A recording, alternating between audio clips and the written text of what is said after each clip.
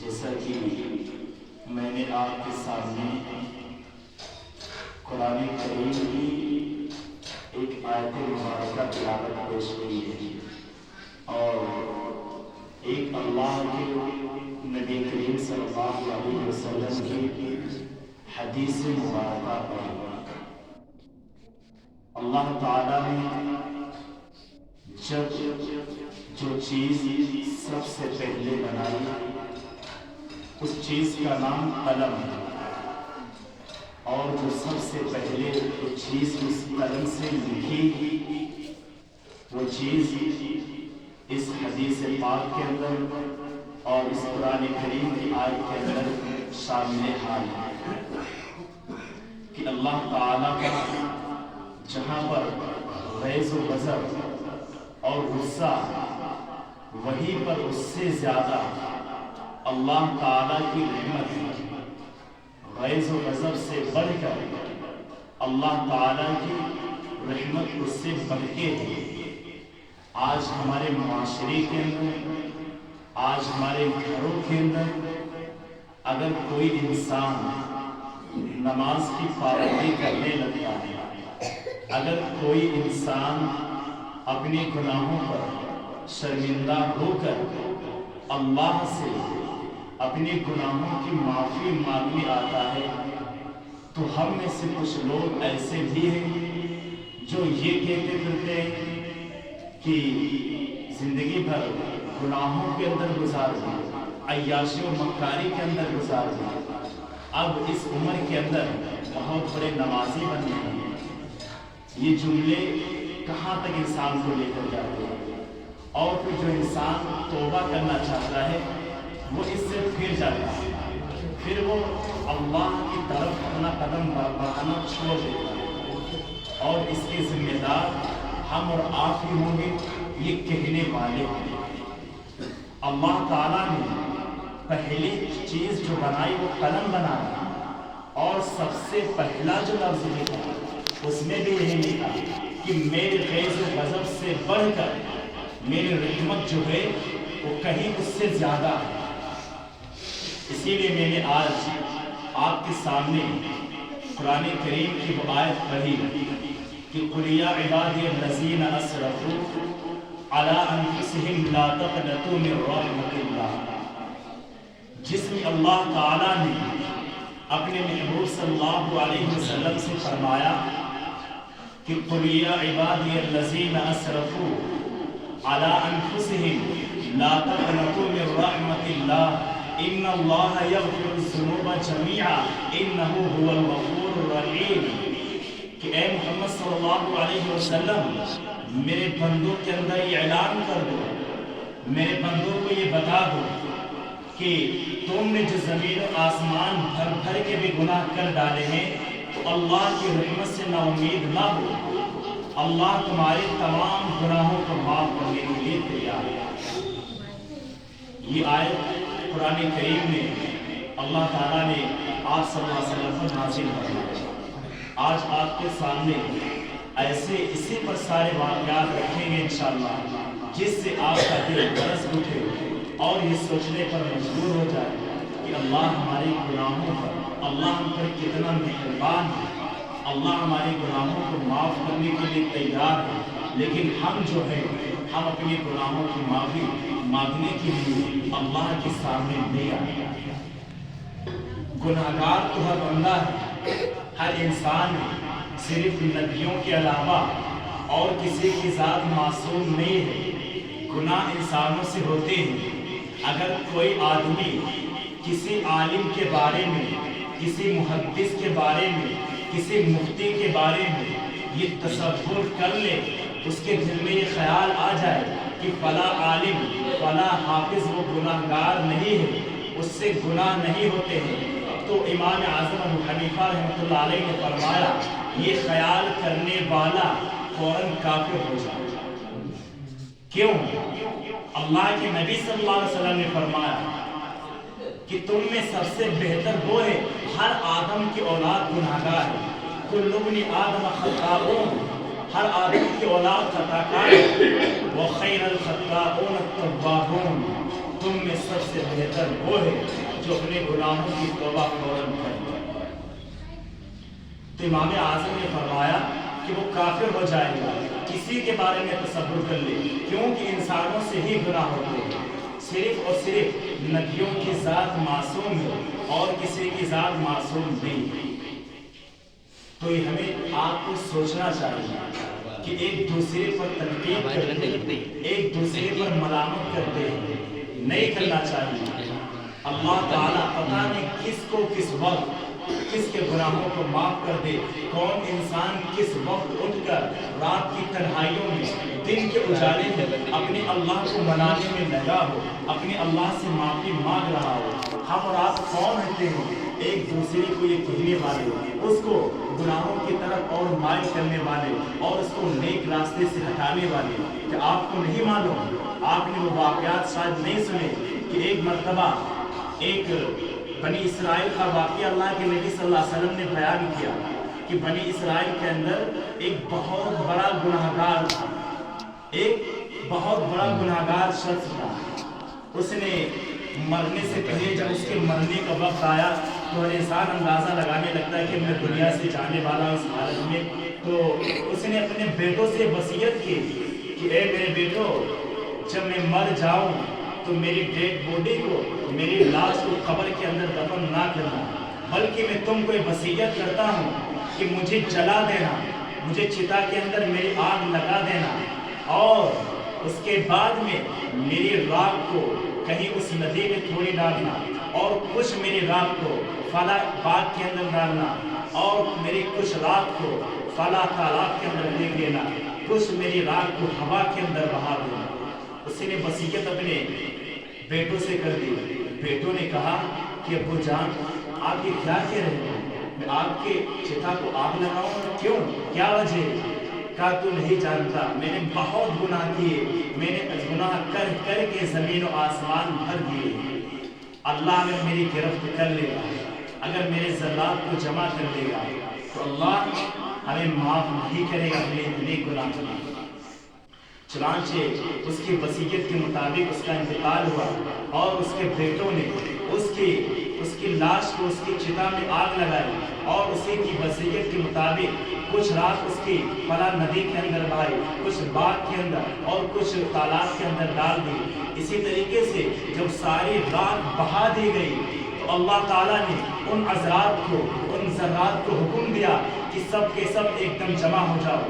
اللہ کے لیے کوئی مشکل نہیں، وہ عذرات سارے کے سارے ایک جگہ جمع ہو جاتے ہیں۔ اللہ تعالیٰ نے اس کے جسم کے اندر جان ڈالی اور کہا کہ میرے بندے، بتا تو نے ایسا کیوں کیا؟ تو نے یہ کام کیوں کروایا؟ اپنے بیٹوں سے وصیت کیوں کی؟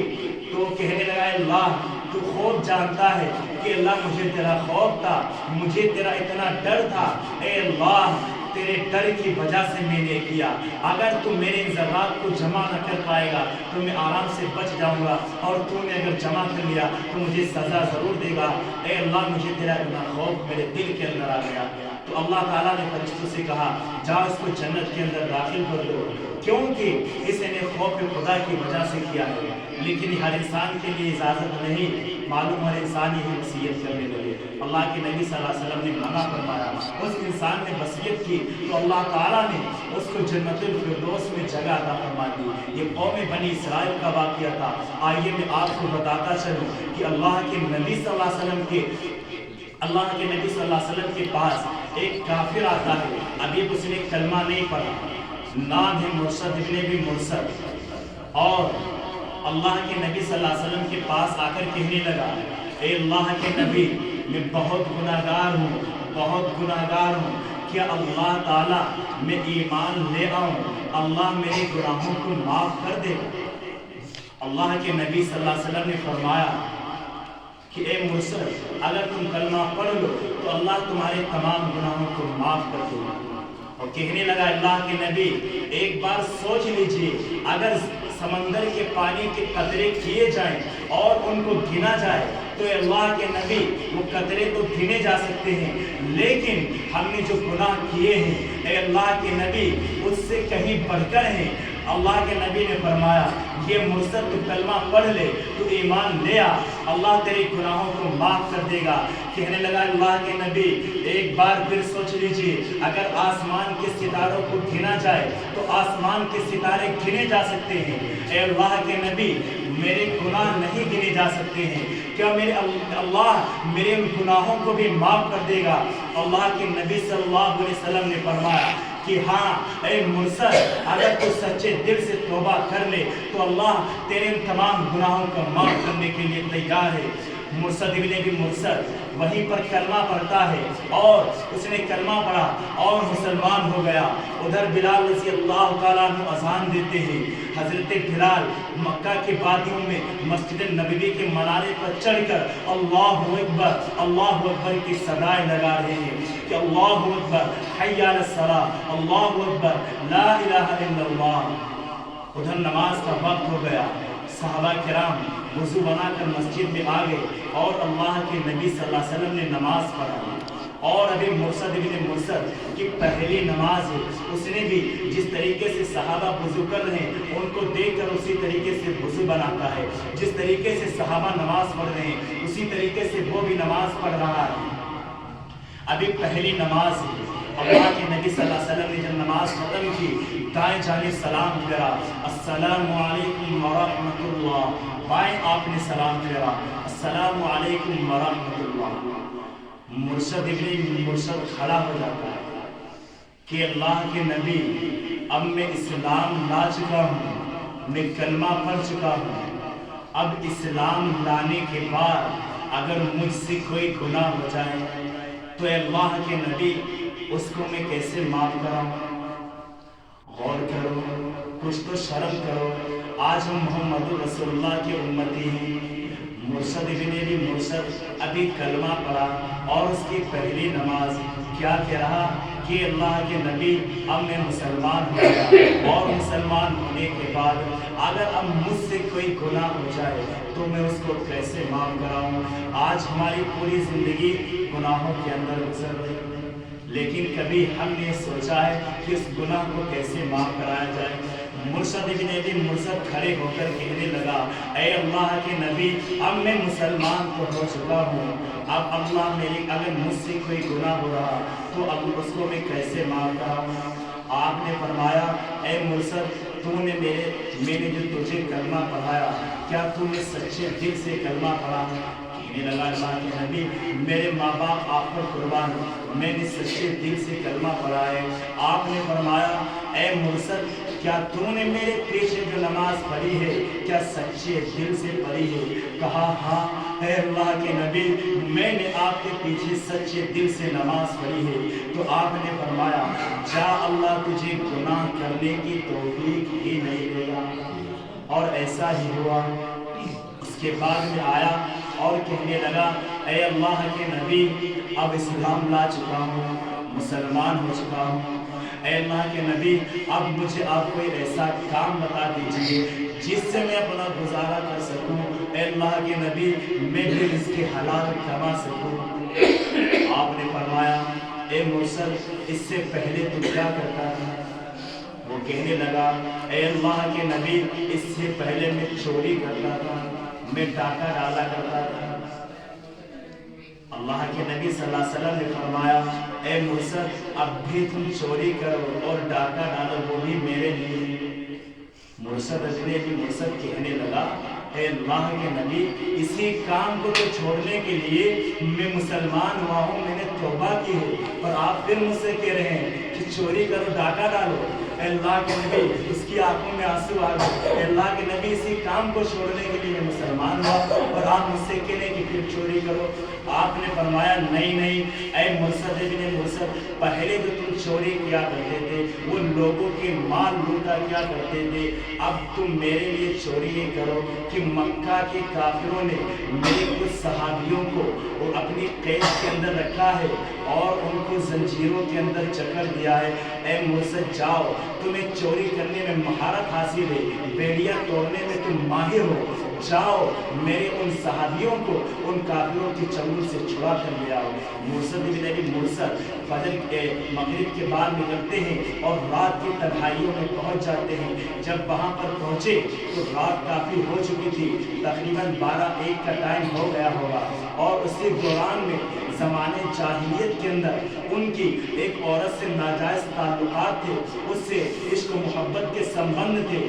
تو اس دوران میں ان کو وہ عورت ٹکرا جاتی ہے اور کہنے لگی، شکل دیکھ کر پہچان لیتی ہے، کہنے لگی اے مرسد تم یہاں کیسے؟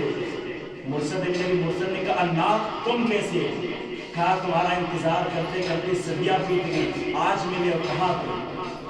اس نے مرسد ابن ابی مرسد کا اس عورت نے ہاتھ پکڑ لیا، کلائی پکڑ لی۔ مرسد ابن ابی مرسد نے ہاتھ چھڑایا اور اپنا چہرہ اس کی طرف سے پھیر لیا۔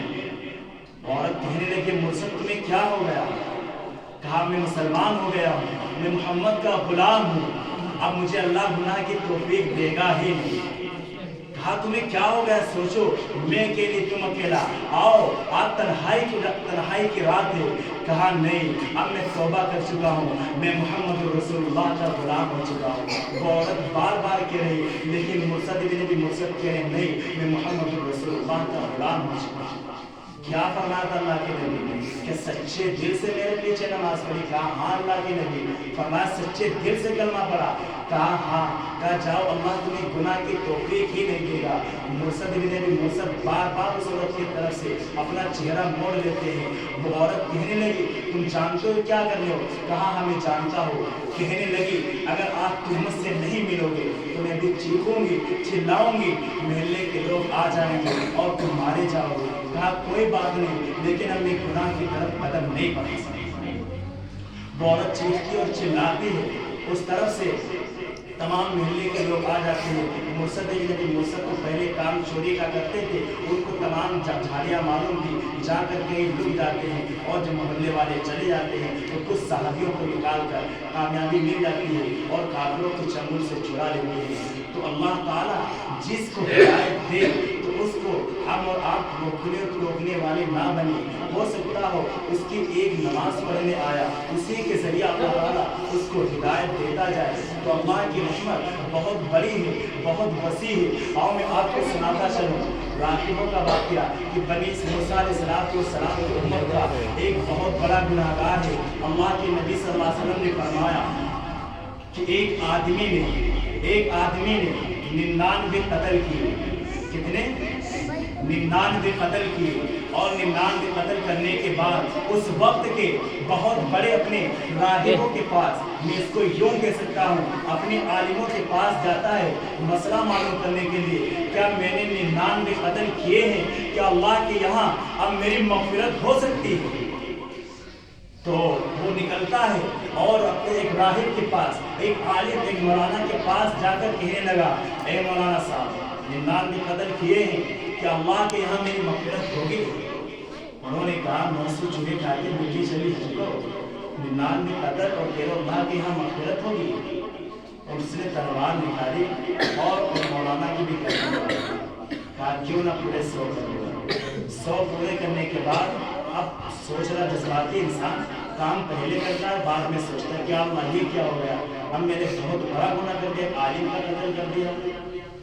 اب ایک دوسرے عالم کی طرف جانے لگا کہ چلو ان کے پاس چلتے ہیں۔ ان کے پاس گیا اور کہنے لگا مولانا صاحب دیکھیے میں نے 99 قتل کیے تھے، یہ معاملہ پیش آیا۔ ایک مولانا اور ان کے پاس گیا راہب کے پاس، تو انہوں نے کہا اللہ کے یہاں مغفرت نہیں ہوگی، اب آپ بھی بتائیے میں اتنے 100 آدمیوں کا قاتل ہوں، 100 آدمیوں کا مردر کر چکا ہوں، کیا اللہ کے یہاں میری مغفرت ہو سکتی ہے؟ انہوں نے سوچا کہ ہوں 101 میرا نمبر تو نہیں۔ کہا ہاں اللہ بڑا غفور رحیم ہے، معاف کرنے والا ہے، لیکن ایسا کرو یہ مسئلہ میں نہیں بتا سکتا، ایک بستی کے اندر چلے جاؤ، فلاں بستی میں ایک بہت بڑے عالم رہتے ہیں، ایک بہت بڑے تورات کو جاننے والے ہیں، وہ تمہیں یہ مسئلہ بتائیں گے، لیکن میں نہیں بتا سکتا۔ اس آدمی نے ارادہ کر لیا اور سوچا کہ چلو ہو سکتا ہے اللہ کی رحمت سے امید لگا لی، اللہ کی رحمت سے نا امید نہیں ہوا تھا۔ وہ اس عالم کے گھر سے فوراً اس عالم کی بستی کی طرف جانے لگا. ابھی تھوڑی دور ہی پہنچا تھا کہ آدھے راستے میں پہنچا تھا. اس کو اٹیک پڑتا ہے, دل کا دورہ آتا ہے اور زمین پر گرتا ہے اور عالم کی بستی کی طرف گھسیٹنے لگا اور وہیں پر اس کا انتقال ہو جاتا ہے. اس کو موت آ جاتی ہے.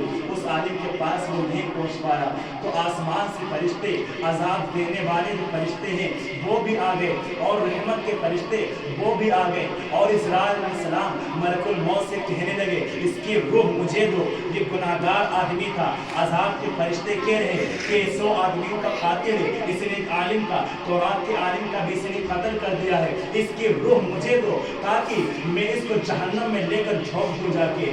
عذاب کے فرشتے یہ کہہ رہے ہیں اور رحمت کے فرشتے کہہ رہے ہیں کہ نہیں, یہ انسان توبہ کی نیت سے آگے چلا تھا, یہ اللہ کی رحمت سے نا امید تو نہیں ہوا تھا, یہ توبہ کے ارادے سے اس عالم کی بستی کی طرف جا رہا تھا.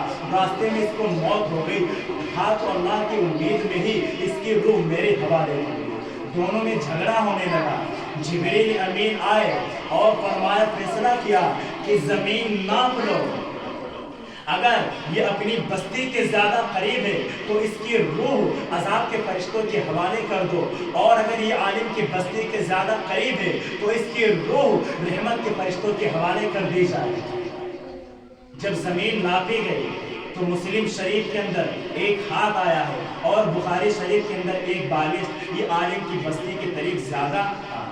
جس وقت مر رہا تھا اٹیک پڑا تو زمین میں گرا, گھسیٹنے لگا اور عالم کی بستی کے قریب. ایک حدیث میں آیا کہ ایک ہاتھ آگے جا چکا تھا اور ایک حدیث میں ایک بالغ آیا ہے تو رحمت کے فرشتوں کے حوالے کر دی گئی.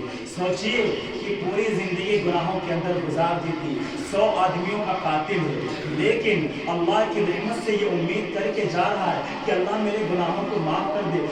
ابھی اس نے توبہ بھی نہیں کی, بس ایک امید لگایا تھا, لیکن اللہ تعالیٰ نے اس کو معاف کر دیا. اور اٹھائیے, مسلم شریف کے اندر ایک واقعہ ہے کہ اللہ کے نبی صلی اللہ علیہ وسلم نے فرمایا کہ بنی اسرائیل کے اندر ایک طوائفہ عورت تھی, ایک بدشلن عورت تھی, ایک زانیہ عورت تھی جو اپنا جسم بیچا کرتی تھی اور پیسے لیا کرتی تھی.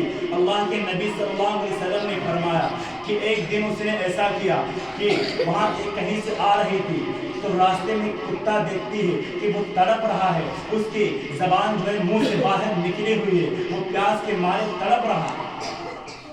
اس عورت نے جب دیکھا تو اپنی اوڑھنی اتاری اور اوڑھنی اتارنے کے بعد وہیں پر ایک کنواں قریب میں تھا کچھ دوری پر, وہاں پر جاتی ہے اور اپنے موزے اتارتی ہے اور اس میں باندھتی ہے اور اس کنویں سے پانی لے کر آتی ہے اور اس کتے کو پلا دیتی ہے.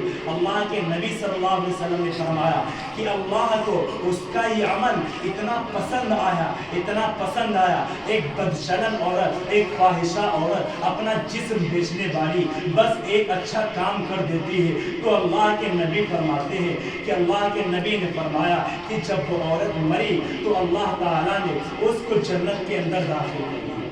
تو کتنی بڑی اللہ کی رحمت ہے. ہم اور آپ اگر چاہیں, اگر اپنے گناہوں کی معافی مانگنا چاہیں, اللہ غفور الرحیم ہے, اللہ معاف کرنے کے لیے تیار ہے. لیکن آج ہماری سوچ کیا ہوتی ہے, آج ہم اپنے گناہ کا تصور کرتے ہیں کہ اللہ ہمارے گناہوں کو معاف کر دے گا.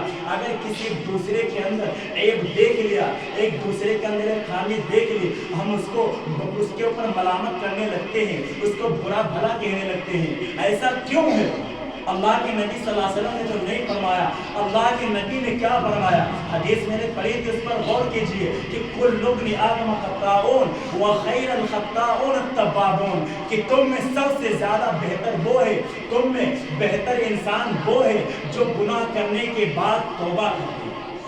کیا فرمایا؟ یہ تو نہیں فرمایا کہ تم میں بہتر وہ ہے جو گناہ کرتا ہی نہیں.